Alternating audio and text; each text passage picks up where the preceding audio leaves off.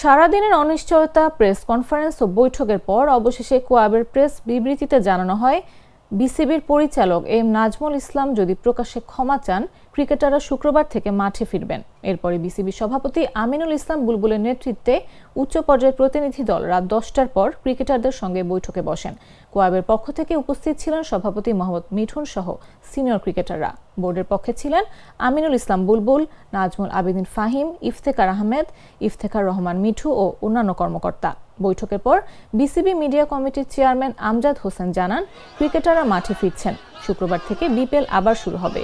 15 জানুয়ারি হওয়া ম্যাচগুলো একদিন পিছিয়ে 16 জানুয়ারি অনুষ্ঠিত হবে। এর মাধ্যমে তামিম ইকবালকে নিয়ে বিতর্কিত মন্তব্যের কারণে 72 ঘন্টা ধরে চলা ক্রিকেটারদের অবস্থান আপাতত শেষ হলো।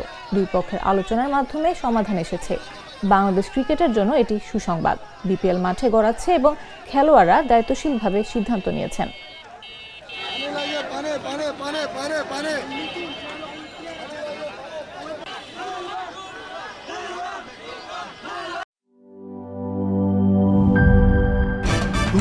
ভয় পাস না, এটা কসমিক ডোর। শব্দের আরেক নাম কসমিক ডোর। এর ওয়াল থিকনেস ও রিপ থিকনেস বেশি থাকায় এটাকে 50 বছরেরও বেশি। কসমিক ডোর, নিশ্চিন্তে 50 বছর।